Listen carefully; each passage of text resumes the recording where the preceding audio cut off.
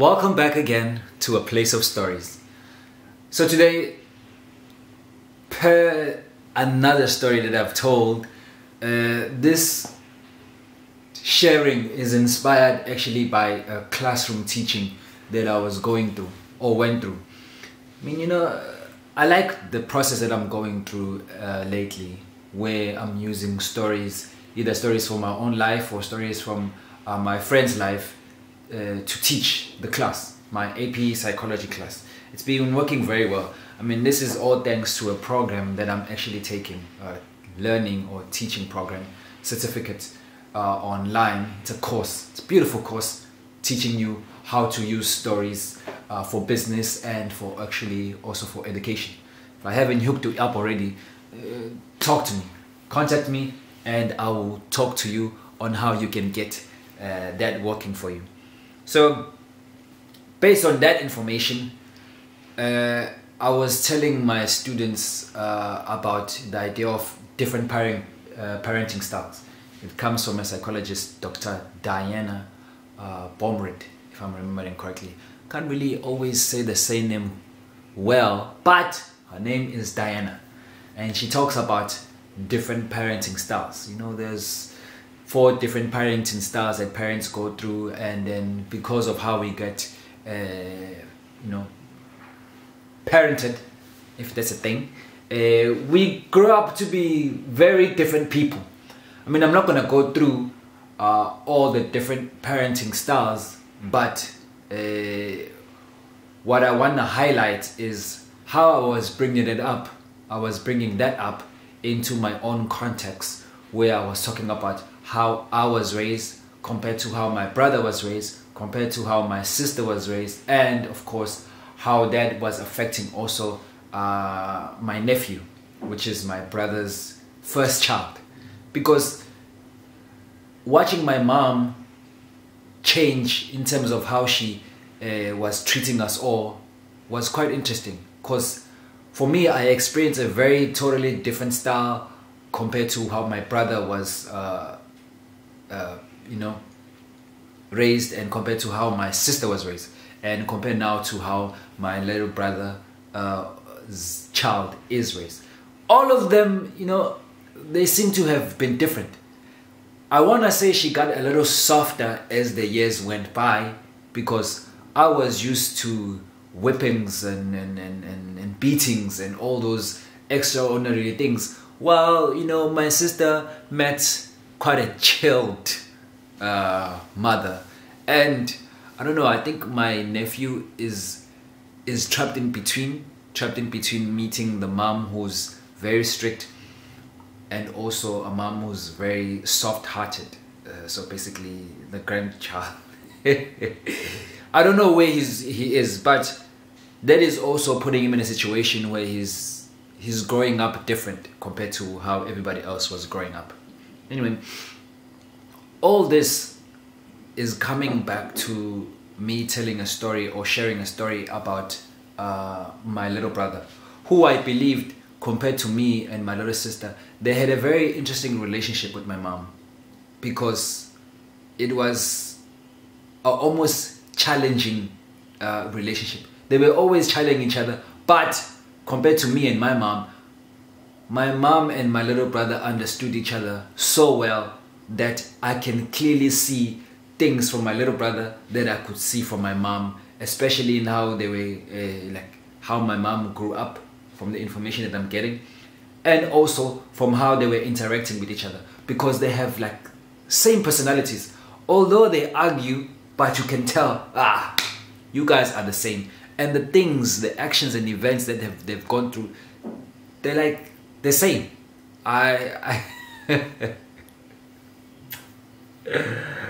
So every time when my little brother gets into a lot of trouble or causes a lot of trouble, I always remind my mom, I mean, you're the one who's making him do this, because it's how you treated him and how you are giving him this, leeway of doing things the way he's doing it. For example, my brother has about, I don't know, I think 7, 8 kids now, and honestly, I blame my mom for it. It's like almost she encourages him to keep doing what he's doing, you know, making babies with different women. So with that relationship, I always found their relationship to be very interesting, because what they were able to do, I could never be able to be that comfortable with my mom. I saw my mom as a figure that I needed to look, you know, I was below, she was above, respect. And then that idea that she's my mom, she's got authority, I'm just her child. But my brother would challenge her in most different ways as possible. But they were comfortable with each other.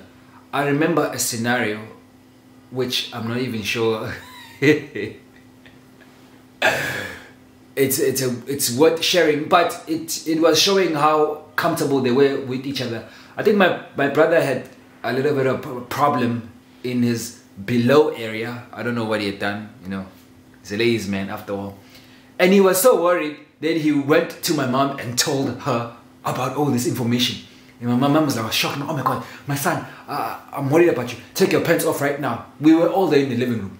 And I'm seeing this man taking off his pants and his mom looking at his thing, seeing if it's okay or not.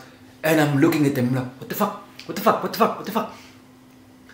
I was so shocked because I could never be comfortable with doing that with my mom, with the relationship that we had. So for me and her, it was just like, I can't do that. But for him and my mom, the relationship was, I don't know, it was comfortable enough for them to be able to do that, you know, to challenge each other like that. Coming to challenging each other like that, that's where I'm coming on basing the next narrative that I want to tell. It's a very short story. I'm just, you know, it's become longer because it has context. But the story comes from the one day where my little brother was challenging my mom. I don't know. I think he was challenging her authority. He was still young. You know, I was watching all of this sitting. I think it was by a pole or in the corner of the house as I'm watching my brother do this, and I'm thinking to my head, hey, my man, what's gotten into you? Do you not know this woman? Because I knew a different side, and he knew that my mom is not to be messed with, especially in her earlier days, younger age, you know, when she was still hard on with her running. You know, my mom was an athlete. You know, I remember we used to be jogging every afternoon, even though she had just came from work in the evenings or the late afternoon. She would be putting on her short, and then we would jog around the hood, and we would try to join her in the jogging. But my man, oh my word, she would be just striding, and then we'll be there as her kids trying to catch up, and we could never catch up because she was just an athlete and she was fit back in those days. So with that information, what my brother was doing in this particular day was trying to challenge my mom on running. I don't know what he had done, but my mom was not happy. She was angry at him. It's like, sir, wozala. And then my brother did a little bit of running and stood. He stood basically on the top of our house. There's a road, and he was standing by a road, and he was telling my mom, no, I'm not coming, and you can't catch me. And I'm looking at this thing like, dog, what are you doing? Stop doing that. And my mom was like, hi, bosa, sa, wazala, ngiyakukhuza. And Sa was like, nah, ngiyakuzungithole, ngiyakuzungifice. I'm like, dog, stop doing that. It was early in the morning. I think the more my brother was doing what he was doing, the more my mom was getting frustrated. I could tell. And the more he gets frustrated, the more I move away and remove myself from the situation, because I know what's about to happen. I think in the morning he was wearing I don't know what, I can't remember what this thing is called, but it's a night dress. I think it was a night dress, yeah. One of those, she was still, because it was early in the morning, it was very short, or it was long, because she took it and then she just wiped it and then she just tucked it into her waist. I knew she was getting ready to, you know, to chase after this man. And then she's like, "Sir, ngiyakuza. Okugcina, you know, I'm warning you for the last time. Wozala." I can't remember what it did, but this man is like, "Nah." And then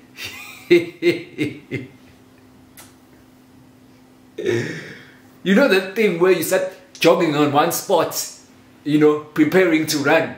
That's what he was doing, basically taunting my mom.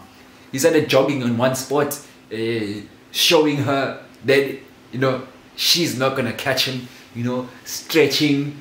And I'm like, "Ah, dog, I can't wait for your funeral." And then my mom just said, "You better start running. You better start running."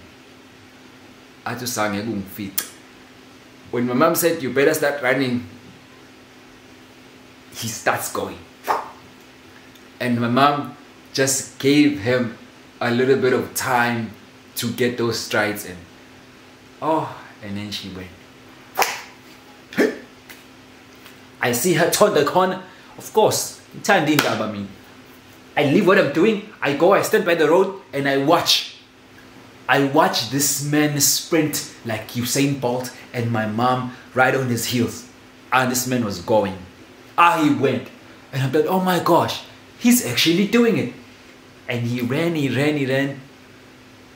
slept on the corner, and my mom disappeared too. I thought, this man did it. He actually did it. Didn't even take that long. All I see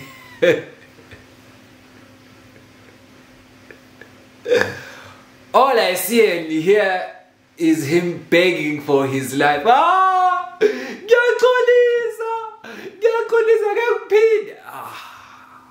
Oh my gosh. You know when you see a lion dragging its pup or dragging its meal, about to finish it, you know, I'm sure you've seen documentaries where that happens, where the lion is just got its teeth and just dragging the pup or the meat to a certain location. That was my mom. She literally had my little brother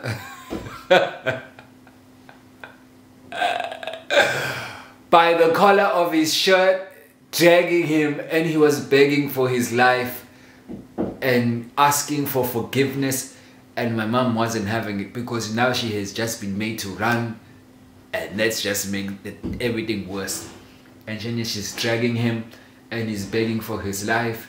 They are passing by me and I'm looking at him, I'm shaking his head. I'm like, dog, what were you thinking? And yeah, I think overall their relationship has been quite a precious gift to me, for my eyes, and also just to see how different she is in interacting with all of us. Because when it comes to my little sister, she was a little bit lax. She got a little bit softer. I think given the situation where like my sister was the only girl at home, so she had to be like that soft with her, and she couldn't be as physical with my sister as she was, especially with me. So yeah, I think my brother, when he got older, he gave me the opportunity to just also, you know, focus on me.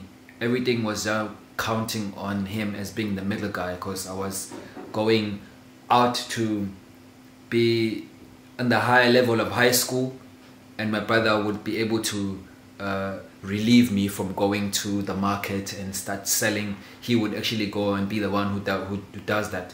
And while I studied and did everything until I went to university, and then of course came a later time when my mom had to stop that business.